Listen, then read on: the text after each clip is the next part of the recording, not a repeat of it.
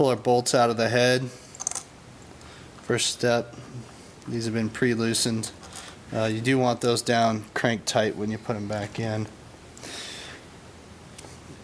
Slide the head off. They don't always come off that easy, so you can pry, but be careful not to pry too hard and cause any damage.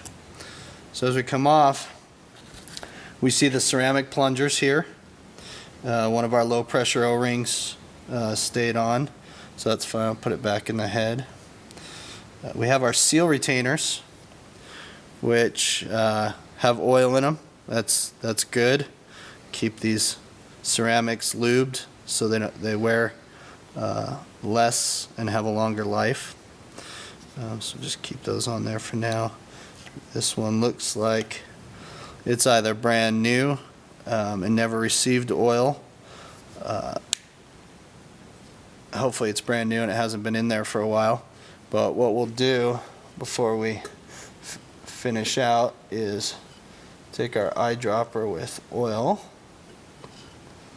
and we'll apply oil all the way around and saturate this nice and good, because if it gets wet from bad seals and it gets waterlogged, then it'll never take oil. So we'll saturate that good before we put it back together. Alright, so inspecting our cylinders, they look good. No cracks on them. If there's cracks, it can allow water to travel back behind the bolt and into your case, putting water in your oil, which is very bad. If you're using cat oil, then the white milky mixture of water and oil will come out the top. So that's a sign that you've got water either cheating on the seal under the bolt, or you have a cracked plunger. Typically it's not a failed oil seal, because then oil will come out this way and not water back in. If you're using regular oil, that's fine, except for when you have that problem, because the water will go back into the case and the oil will rise. Oil will come out the top. If you don't see it, your cranks will continue to run in water, and that is very hard on them. Low pressure seals, which in this case these are new. They were just put in. They go with the V pattern facing down. You want to shed water into the head. That's true for both the high pressure and the low pressure seals.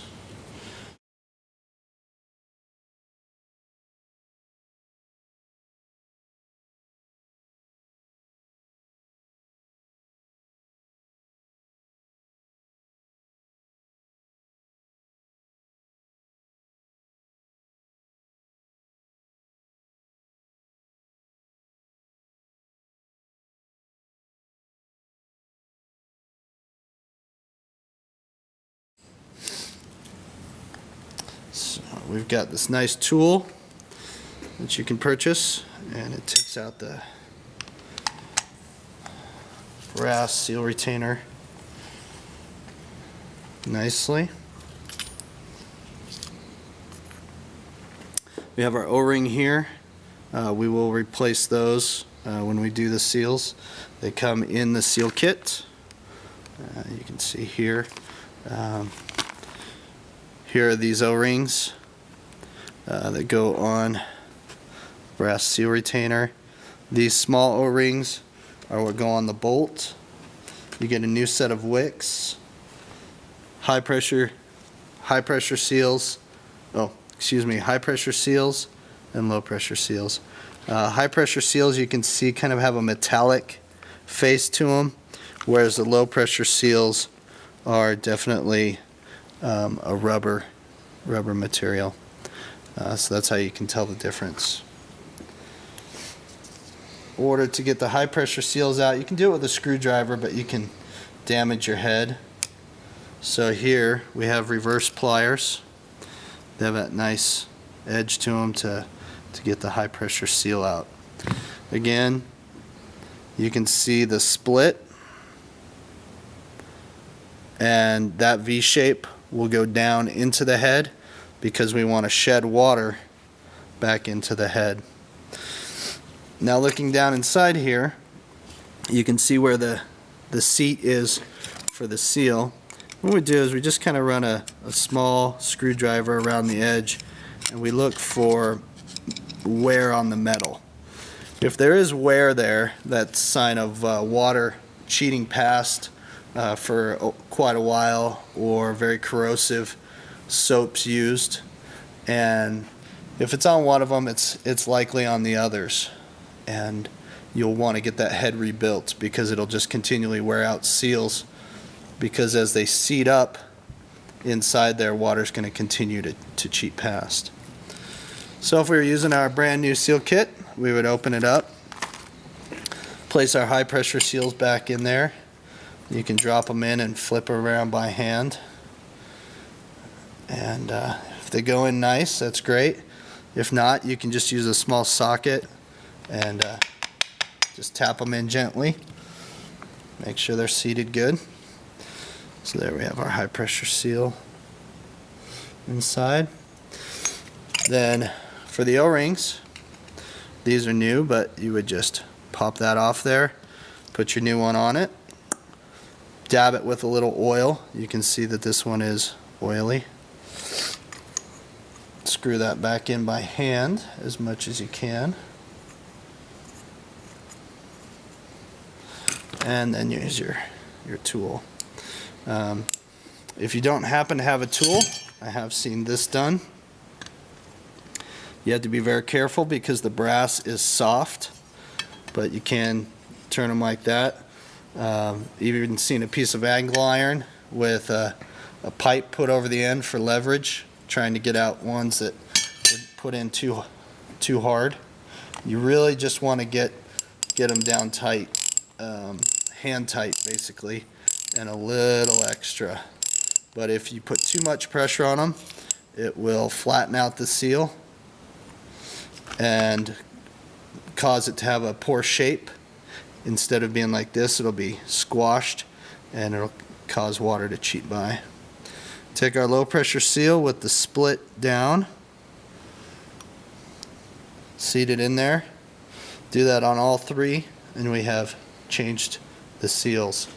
Then you would come up and either put a open end wrench, box, or a socket on your bolt. Pull the bolt out, check it for corrosion.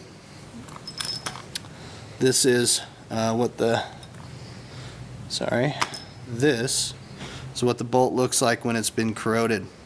A lot of water has been going by here because of a bad O-ring or a cracked ceramic. So this is what it looks like coming off. So these bolts are sometimes difficult to get out, and you can crack this ceramic, and when this cracks, it is very sharp. So you want to be careful with those shards. In this situation, we would definitely replace this bolt because it's not going to sit well in there, and it has a lot of corrosion even on the threads.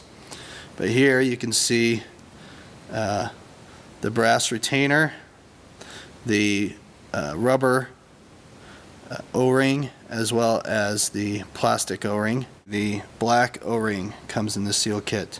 The plastic ones are separate. Yes. So those you have to use a small screwdriver and basically cut them off, or you can use a razor blade because they get really stiff over time.